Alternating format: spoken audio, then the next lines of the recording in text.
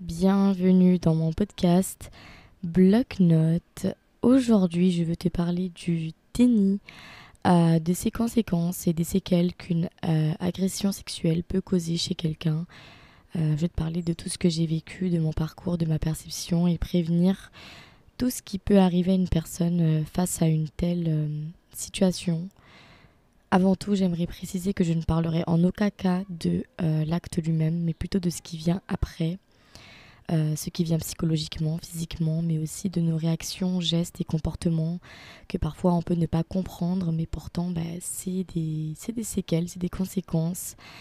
Et voilà, je préfère le préciser avant parce qu'il y a peut-être des gens qui sont un peu sensibles aux paroles, etc. Ne vous inquiétez pas, il n'y a rien de très surprenant, même si ça peut surprendre certaines personnes dans le sens où ceux qui n'ont pas vécu ça peuvent ne pas comprendre certaines choses, certaines réactions, mais les mots que je vais employer ne sont pas du tout choquants ni rien, c'est vraiment... ce sera un podcast assez tranquille quand même, voilà. Je veux quand même déjà commencer par parler du déni, parce que moi j'en ai eu un pendant 2 ans, vraiment, et je pense que j'en ai encore un peu, mais bon. Techniquement, enfin officiellement plutôt, c'est vrai que j'ai eu un déni total de ce qui m'était arrivé. En plus, ce qui m'est arrivé, ça s'est arrivé d'une façon qui fait que je n'ai pas non plus grand souvenir, malheureusement et heureusement. Mais oui, je préfère définir déjà le mot déni, parce que je pense que peu importe comment a pu se passer l'acte en lui-même, on en a tous un petit peu parfois. Souvent, dans la plupart des cas, parce que ouais, c'est un mécanisme de défense. Donc oui, le déni, c'est un refus inconscient de reconnaître une réalité qui dérange, fait peur ou provoque trop d'émotions douloureuses. En fait, c'est une protection mentale temporaire, utile au départ pour absorber un choc, mais qui devient un frein si on s'y enferme trop longtemps. Maintenant que j'ai parlé du déni, je vais vraiment parler des conséquences du déni. Parce que je pense qu'on a tous compris un peu que le déni, c'est vraiment, voilà, c'est une façon inconsciente de dire ça s'est pas passé. Voilà, il s'est pas passé ça, ou bien ça s'est pas passé comme ça, ou bien telle personne se trompe quand elle raconte la chose. Enfin, peu importe le vécu qu'il y a eu, si c'est une agression sexuelle ou pas, on peut tous avoir un déni pour quelque chose parce que c'est trop de reconnaître et en fait c'est un frein dans notre vie puisqu'il y a bien des séquences dans tout ça et parfois les conséquences ce n'est pas juste oh là là mais elle veut pas le reconnaître ou des choses comme ça, c'est qu'en fait si tu reconnais pas, si tu n'acceptes pas ce qui t'est arrivé, que ce soit quelque chose de bien, de volontaire ou involontaire,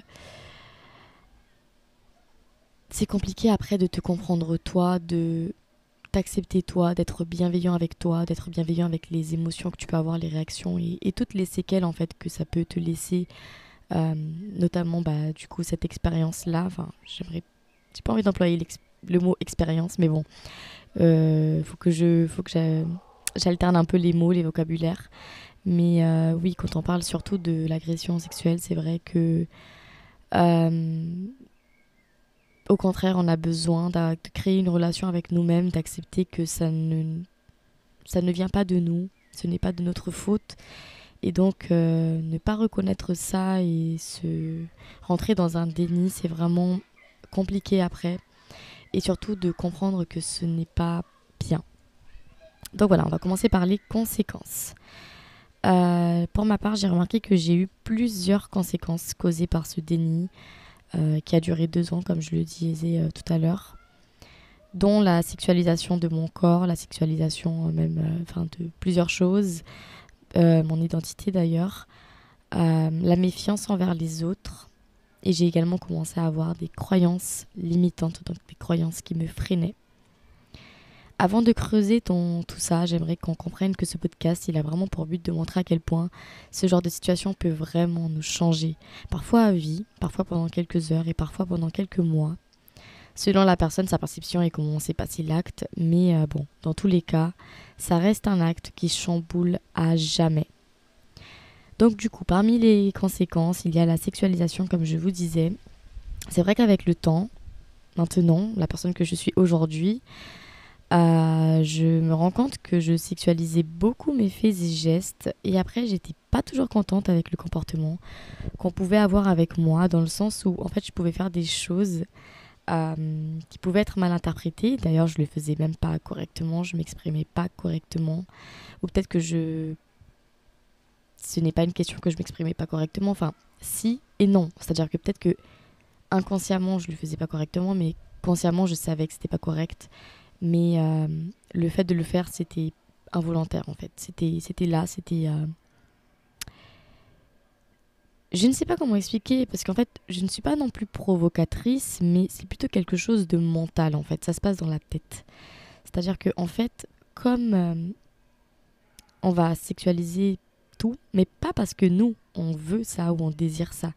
Quand je dis qu'on sexualise tout, enfin que en tout cas moi je sexualisais beaucoup de choses, je pense que c'était une forme, une façon de me protéger ou d'avoir un contrôle sur ça.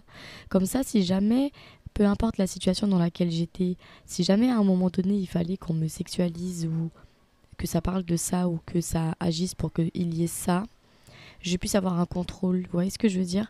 Et pas que ce soit quelque chose qui vienne comme ça de façon directe ou bien surpris. En fait, je pense que c'est tellement quelque chose de traumatisant, ce genre d'acte, euh, que en fait, bah, on va aller vers ce délire-là, mais c'est une façon de nous protéger, un peu comme les personnes qui sont violentées et qui reviennent quand même vers la personne qui leur a fait du mal.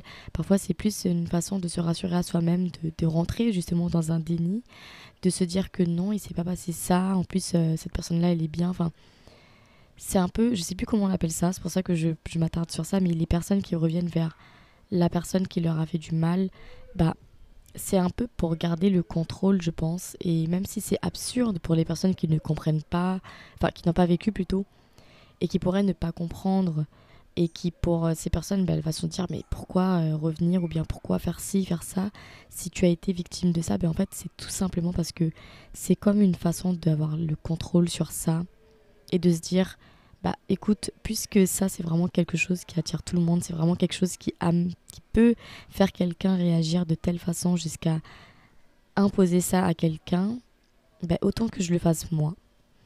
Et je pense que c'est pour ça qu'on devrait encore plus y croire à ces femmes, même à ces hommes, quand ils disent que bah, suite à une agression sexuelle, ça leur est arrivé de se sexualiser ou même de travailler dans le sexe, etc. Parce que en fait, quand bien même ça reste hyper choquant de se dire ça, c'est une façon pour nous en tant que victimes. euh, D'ailleurs, je précise, nous sommes des victimes. Pour ceux qui ne veulent pas se l'avouer, oui, tu es une victime. Enfin bref, ça reste une façon pour nous de d'avoir un certain contrôle, ou en tout cas, ce n'est pas qu'on a un certain contrôle, mais plutôt qu'on a l'impression d'avoir un contrôle sur la situation et quand bien même on le sait que on n'aura jamais vraiment, ou même quand bien même on nous le dit, qu'on n'aura jamais vraiment un contrôle sur ce qui peut arriver dans notre vie, eh bien on préfère prévenir ça, je pense. Et j'ai jamais été une fille très draguée ou autre, parce que je peux même pas donner des exemples parce que c'est pas vraiment des choses de fou que j'ai fait quand je me sexualisais ou sexualisais des choses. C'est plus des blagues et tout, et puis peut-être que les blagues, bah en fait étaient un petit peu trop directes et donc ça pouvait être interprété comme si je draguais la personne par exemple, alors que moi dans mon délire, bah, j'étais juste en mode on parle de sexe quoi. Et bon, ça c'est des choses qui peuvent arriver à tout le monde, mais je pense que vraiment le fait qu'après je sois dans un état un peu anxieux ou bien de stress, ça prouve que en fait, bah, j'ai quand même un problème avec ça en fait, avec peut-être le sujet ou bien avec le fait que je le parle, que je le dise ou que je fasse ci, mais que ça soit pris comme ça. Enfin, c'est pour ça que je vous dis que c'est plus quelque chose de mental, puisque peut-être qu'une situation que j'ai vécue, on va le raconter à quelqu'un qui était là et je vais le dire, les émotions que j'ai ressenties à ce moment-là ou le sentiment que j'ai de ce qui s'est passé à ce moment-là, la personne elle va peut-être dire oui mais toi aussi Laïa t'as dit ça, ou bien au contraire elle dira ou non moi je suis d'accord, t'as pas été direct, t'as été très normal, c'est juste lui qui a voulu essayer ou elle a voulu essayer. Et peut-être que c'était pas un truc de fou et que c'est des choses qui arrivent, mais moi dans ma tête en fait je vais euh, inconsciemment faire des choses, ou alors peut-être que c'est moi aussi qui me culpabilise d'avoir dit des choses qui peut-être j'avais envie de dire, et j'ai senti que finalement j'avais pas le droit de le faire sans qu'on me drague ou sans qu'on me réponde quelque chose qui me déplaît ou quelque chose qui n'est pas forcément déplaisant mais qui à moi par rapport à mon vécu m'a déplu. Voilà, c'est vraiment le point le plus dur à expliquer, mais que je veux quand même en parler au cas où quelqu'un me comprendrait. Mais oui, il y a la sexualisation. Après, dans la sexualisation, pour passer à autre chose, parce que j'avoue que là, j'arrive pas trop à m'exprimer, à me faire comprendre, il y a aussi le fait que, en fait, je vais, j'ai en tout cas, parce que ouais, c'est plutôt au passé, pour ce petit point dans le point sexualisation, euh, ça m'est arrivé d'avoir des relations sexuelles où en fait j'ai normalisé des choses qu'il fallait pas. Non pas parce qu'elles n'étaient pas normales, puisque dans le sexe, on va pas se mentir, chacun fait ce qu'il veut, chacun a ses délires, enfin il n'y a rien de normal ou anormal. Il y en a qui n'aiment d'ailleurs pas du tout le sexe, puis le sexe c'est vraiment quelque chose qu'on apprend à chaque expérience avec, pour ceux qui ont plusieurs partenaires, avec plusieurs personnes, enfin comment dire ça, parce que c'est vraiment un sujet un peu complexe puisque tout peut être mal interprété.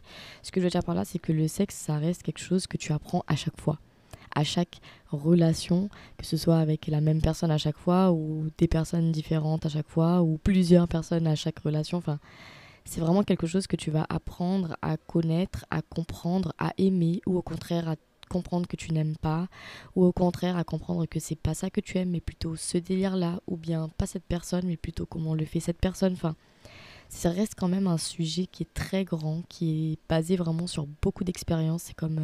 C'est comme en couple, hein. Il y a des personnes qui trouvent une personne directement comme elles veulent, comme elles aiment, mais il y en a d'autres qui ont besoin de passer par plusieurs étapes avant de vraiment comprendre ce qui leur plaît, leurs besoins, etc. Et le sexe, c'est vraiment ça.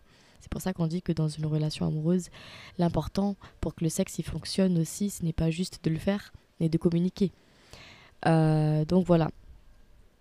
Euh, mais moi, c'est vrai que j'ai normalisé des choses qui, pour moi, finalement, n'étaient pas normales. Ouais, c'est ça que je veux dire. C'est pas que les choses sont pas normales, c'est que pour moi, pour ma satisfaction à moi, ça n'était pas normal, en fait.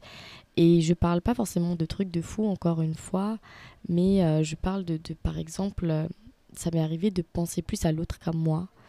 Et en fait, avec le temps, sur le moment, je m'en foutais, mais maintenant, avec le temps, je me rends compte que il y a beaucoup de choses que j'ai fait qui ne m'ont absolument rien apporté, en fait. Et où finalement je me suis sentie un peu irrespectée. Et là, je pouvais pas accuser quelqu'un. Et. Enfin, accuser quelqu'un. Je pouvais pas mettre la faute sur quelqu'un plutôt. Je pouvais mettre la faute que sur moi. Et en fait, tout ça, ça impacte. Ça impacte mentalement parce que tu te dis, mais pourquoi t'as fait ça alors que t'étais pas obligé, par exemple? Ou bien pourquoi t'as fait ça alors que bah, c'était pas nécessaire de faire ça, ou la personne ne t'a pas demandé ça, enfin, pourquoi en fait? Et tu ne peux que répondre, bah, je sais pas. Je sais pas.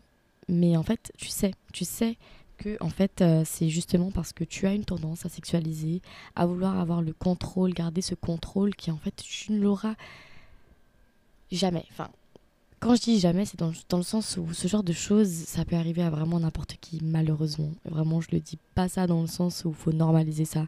Je dis ça dans le sens où, euh, puisque c'est un sujet vraiment complexe, vraiment dur à prouver, vraiment dur enfin, ça peut se passer de tellement de façons différentes que c'est compliqué, même pour la justice, et je la comprends. Personnellement, je fais partie des gens qui comprennent la justice.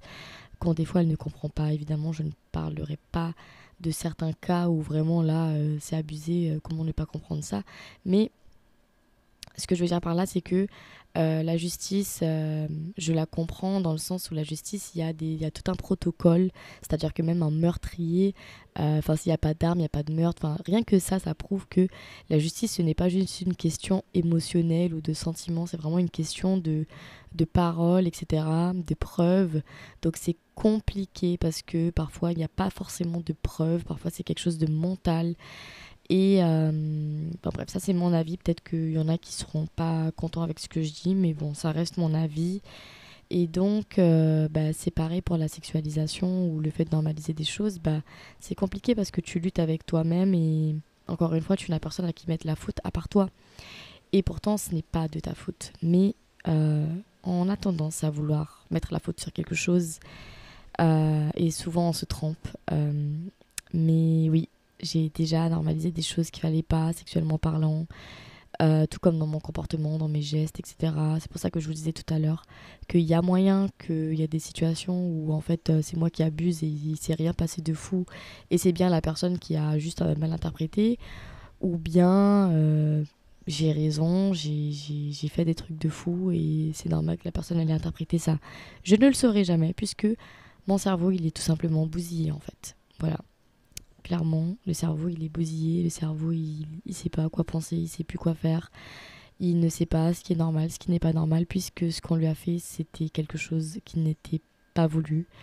Et à partir du moment où ce n'est pas voulu, peu importe ce que c'est, peu importe la gravité de la chose ou l'intensité de la chose, c'est pas bien. Et ça bousille et ça traumatise et ça laisse des conséquences. Ensuite, la méfiance envers les gens. Déjà, à la base, je suis très méfiante, même avant que je vive ce genre de choses. Alors, il est clair que lorsqu'on arrive à effacer la mémoire, mais pas forcément ce qui s'est passé, il est difficile de bien raisonner. Parce que oui, je considère qu'être trop méfiant, c'est ne pas avoir compris, raisonné ou accepté ce qui s'est passé en fait. C'est mettre un peu tout le monde au même niveau, mais dans un niveau critique, puisqu'on parle d'une agression violente quand même. Mais oui, on se méfie, on a l'impression de perdre ce contrôle que je vous disais tout à l'heure. Et si on n'a pas cette méfiance, qui d'ailleurs, j'ai fait mes recherches et c'est une autre stratégie de défense, de survie face à plusieurs événements possibles, dont un traumatisme ou une violence. Et en fait, ça rajoute encore un mécanisme qui peut empêcher la construction de relations saines, la détente émotionnelle, et le sentiment de sécurité intérieure. Donc ouais, on parle quand même de 3 choses importantes pour le bien-être, même quotidiennement. En plus, ça veut dire que c'est déjà mauvais pour nous-mêmes, mais en plus pour ceux qui nous entourent. Et alors, je ne vous raconte même pas la culpabilité, les culpabilités que j'ai pu avoir à certains moments, ni les moments où je me ridiculisais seule à cause de ça. Et c'est tout ça, en fait, qui a créé chez moi un sentiment de peur de la fin d'une relation, peu importe son caractère. Puisque, en fait, la méfiance envers les autres, elle va me faire douter de moi-même aussi. Et c'est comme si je balançais, en fait, entre ce que je perçois et ce qui se passe vraiment. Mais le problème, c'est que je ne sais même pas identifier ce qui est présent, en fait. Vous voyez ce que je veux dire ? Je vis dans ma tête et ma tête est déréglée. Comme je vous disais tout à l'heure, mon cerveau, il est bousillé. Le mien et celui de toutes les personnes victimes. Franchement, je suis cash. Toutes les personnes victimes ont le cerveau bousillé. Parce qu'en fait, c'est compliqué. Et là, je parle même pas du parcours d'acceptation, de bienveillance envers soi, d'accepter que c'est pas de ta faute. Je parle même pas de ça. Ça, c'est déjà compliqué, mais je ne parle même pas de ça. Je parle vraiment du fait que il s'est passé quelque chose de grave et on ne sait même pas comment identifier que c'est grave ou pas, puisque c'est quelque chose qui nous a été imposé en fait. Et évidemment qu'on aura de la méfiance après. Si une tromperie te fait méfier après de toutes les personnes avec qui tu vas te mettre en couple, là voilà, je suis un peu sur la blague, ce qui fait partie du déni. Mais oui, effectivement, comment ne pas se méfier des gens si en fait, encore une fois, c'est quelque chose qui peut arriver à n'importe qui. Et quand ça t'arrive à toi, c'est là que tu y crois en fait. Et c'est compliqué parce que c'est chaud de savoir que tu dois croire au fait que ça peut arriver à n'importe qui, à n'importe quel moment, de n'importe quelle façon, par n'importe qui. Mais de ne pas pouvoir croire au fait que ce n'est pas tout le monde qui est comme ça. Et en fait, bah oui, la méfiance, elle va être plus que la normale en fait. Parce que la méfiance, c'est bien dans le sens où c'est quelque chose de naturel, surtout quand tu te connais, quand tu sais un peu ce que tu veux, ce que tu veux pas, comme l'amitié par exemple, ou comme amour, enfin relation amoureuse plutôt. Mais c'est vrai que une agression sexuelle, elle te chamboule vraiment de l'intérieur, de l'extérieur. Et je dirais même que plus de l'intérieur que de l'extérieur. Parce que de toute façon, tout ce qui se passe à l'intérieur va agir sur l'extérieur. Donc forcément. Mais oui, c'est vraiment quelque chose qui chamboule. Et qui chamboule notre façon de voir les choses. Et en fait, puisqu'on a eu une façon de voir les choses avant l'acte et qu'après l'acte se fait et que encore une fois c'est quelque chose qui est imposé, ce n'est pas quelque chose qui est voulu, on parle vraiment de quelque chose qui est imposé, je n'ai pas d'autres mots. Mais ouais, ça va, ben on va être perdu en fait. Vous voyez ce que je veux dire? On va plus comprendre ce qui se passe en fait. Parce qu'à ce moment-là, on n'a pas de contrôle sur notre propre corps. On n'a pas le droit d'avoir le contrôle sur notre propre corps. Et enfin, c'est pas qu'on n'a pas le droit, c'est juste que sur le moment, moi en tout cas, je l'ai vécu comme ça. Euh, Qui suis-je? Voilà. Si je peux pas agir, je suis qui?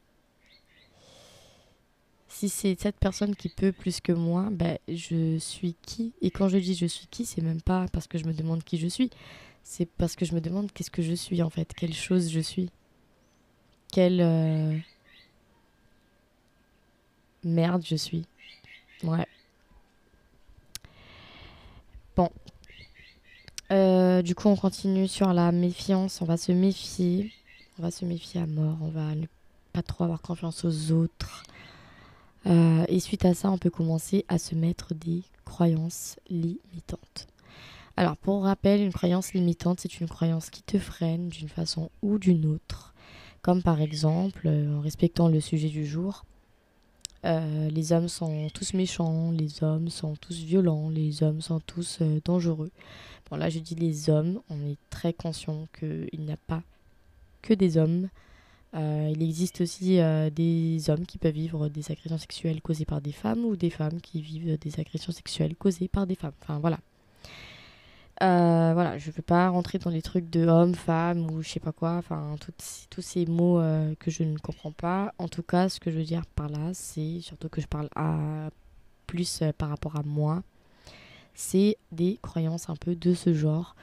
Et en fait, pourquoi elles te freinent? Parce que du coup, vous allez me dire, mais ça freine pas, ça, c'est juste une phrase qu'on se dit, une croyance qu'on a.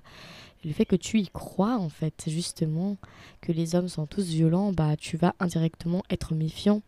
Par exemple, avec ton prochain partenaire, juste parce que toi, dans ta tête, bah, tu t'es dit que ils sont tous comme ça. Voilà. Et ça peut te freiner, comme j'ai dit, d'une manière ou d'une autre. C'est-à-dire que peut-être que tu peux te mettre en couple, mais le fait que ce soit là, un geste te fera peur. C'est un exemple de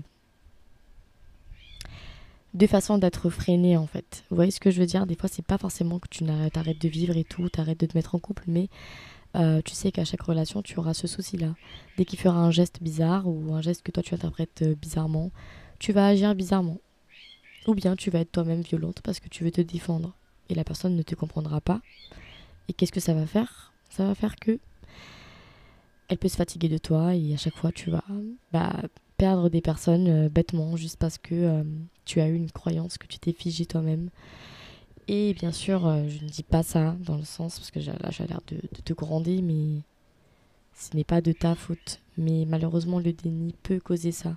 Parce que en fait, le fait que tu ne veuilles pas te rappeler ou reconnaître ce qui s'est passé, ça fait que, en fait, pour toi, il s'est rien passé, mais tu as quand même ton corps qui parle. Donc, il y a quand même des zones de ton corps, de ton cerveau qui vont parler, qui vont essayer de se protéger d'une autre façon. Et parfois, il va assimiler ce qui s'est passé avec un homme, par exemple. Et violence, enfin, je sais pas comment dire ça. Donc, ils sont tous comme ça, donc évitez les hommes, tu vois. C'est vraiment quelque chose de psychologique et ce n'est pas du tout de ta faute, mais c'est quelque chose qu'il faut quand même se rendre compte parce que lui, il va pas te le dire, tu vois. Il est dans le déni.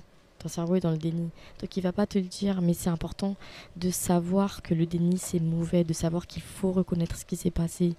Il faut vraiment accepter ce qui s'est passé. C'est chiant, c'est lourd, c'est triste, c'est pesant, c'est à vie, c'est un chamboulement. Mais il vaut mieux accepter ça que se mettre dans un déni qui va te donner encore plus, mais alors plus de conséquences dans ta vie quotidienne. Vous voyez ce que je veux dire? Donc c'est pour ça aussi que je fais ce podcast. C'est pour dire que voilà, malheureusement, je ne souhaite ça à personne, même pas à mon pire ennemi.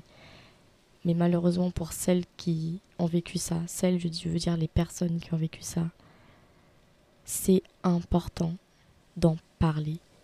Pas en parler pour en parler ou se confier. En parler pour le fait que tu en parles, inconsciemment, tu commences à accepter en fait ce qui s'est passé. Et quand je dis accepter, c'est pas pardonner ce qui s'est passé ou pardonner la personne, enfin je sais pas comment dire ça. C'est pas accepter dans le sens où bon j'accepte et c'est bon, voilà. Non, c'est accepter dans le sens où ça fait partie de ton histoire. Voilà. Ça... Voilà, même moi j'ai du mal à le dire, mais ça fait partie de ton histoire. Si tu l'acceptes pas, c'est chaud. Parce que tu ne te comprendras jamais alors. Et les autres ne pourront pas te comprendre. Et donc tu ne seras pas bienveillant avec toi. Et tu ne rechercheras pas des personnes bienveillantes puisque tu ne connaîtras que la non-bienveillance envers toi-même. Ouais, c'est chaud, mais c'est une réalité.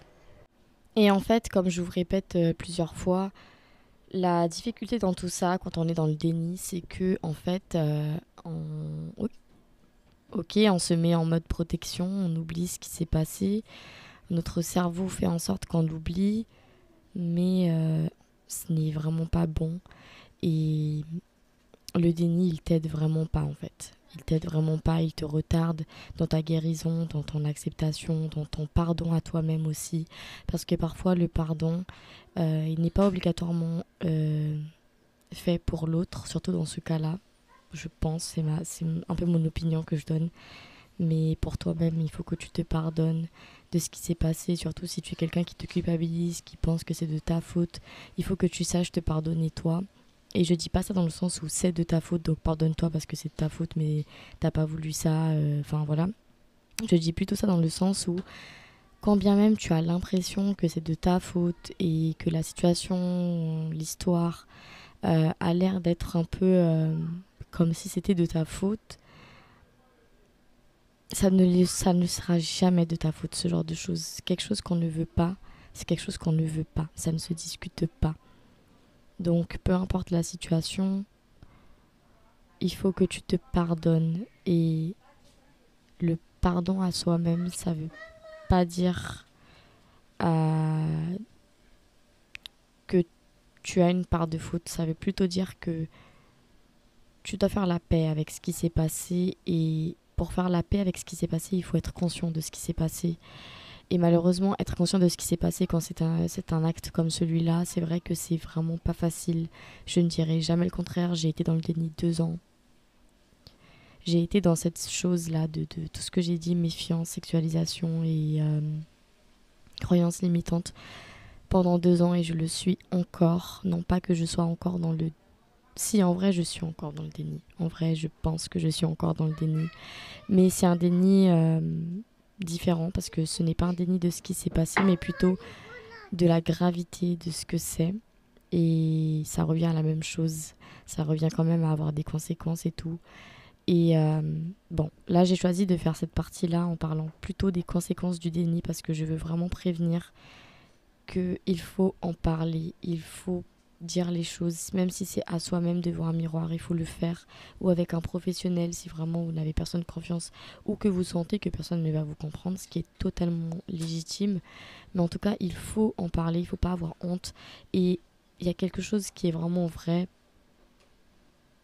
Ce n'est pas à vous de porter la honte. Et je pense que ça, c'est ce que Gisèle avait dit. J'ai pas envie de dire Pellico parce que c'est le nom de famille de son agresseur, mais la honte ne doit pas être à elle en fait. La honte doit être à lui. C'est lui qui devrait avoir honte. Et même si la société ou la justice, où il y a beaucoup de choses aussi qui sont d'une injustice justement, font en sorte que c'est compliqué à voir l'autre comme le coupable ou le honteux, il faut qu'on change cette mentalité-là. Et pour changer cette mentalité-là, il faut que tu changes la tienne pour que les choses bougent. Et je pense que justement en parler avec des gens, même quand ils ne te comprennent pas, ça peut aussi permettre aux autres de se rendre compte qu'en fait, y a pas, tu peux pas pointer du doigt n'importe qui par la façon dont la personne elle va gérer ça, réagir à ça, se comporter pour ça ou voilà, tu ne peux pas pointer du doigt sans que tu le vives et tu ne peux pas pointer du doigt si toi tu ne t'informes pas sur ce que c'est, sur la gravité de cette chose-là et si tu ne changes pas ta mentalité, que la honte elle ne va pas pour les victimes mais pour les agresseurs et voilà, je pense que dans le monde où on est, et dans le sens aussi où en fait on a encore cette culture, de dire que, enfin ouais, mais elle a fait ça ou ouais il a fait ça, enfin on est encore dans cette mentalité là et malheureusement vraiment pour changer les choses il faut qu'on en parle.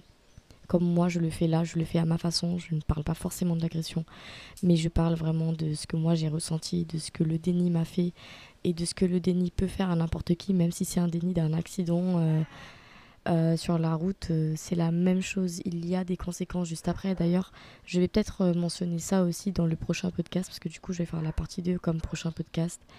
J'avais parlé avec quelqu'un qui avait fait un accident sur la route et en fait, il a eu un coma artificiel, il a oublié l'accident.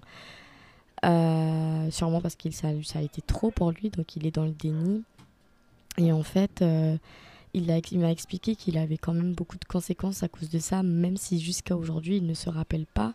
Et peut-être qu'il se rappelle vraiment pas, mais il a l'impression qu'il y a quand même des choses que c'est pas qu'il se rappelle pas, mais que c'est que son cerveau a juste voulu ne pas s'en rappeler. Et même s'il trouve qu'il y a des avantages, comme moi, je trouve qu'il y a beaucoup d'avantages au fait que je me rappelle pas parce que du coup j'ai moins de choses à guérir. Mais des fois, je vais pas vous mentir, des fois j'ai envie de savoir ce qui s'est réellement passé. Et rien que pour voir en fait, qu'est-ce que je veux voir, je pense que je veux juste comprendre, même si c'est incompréhensible, mais comprendre au max. Je sais pas comment l'expliquer. En tout cas, faut pas jouer avec ça, faut pas croire que le déni c'est bien. Juste parce que ça a un côté confortable, parce que non. Le déni a des conséquences. Et le déni n'efface pas ce qui s'est passé. Personne ne va l'effacer, pas même toi. Par contre, ce que tu peux faire, c'est avancer. Ça, c'est une façon pas de l'effacer, mais de vivre avec. Parce qu'en fait, je suis désolée, mais pour moi, c'est vraiment une opinion, c'est vraiment un cache ce que je vais dire, mais ça fait partie de ton histoire, ça fait partie de toi, et c'est vraiment quelque chose qui est ineffaçable et que tu dois t'adapter.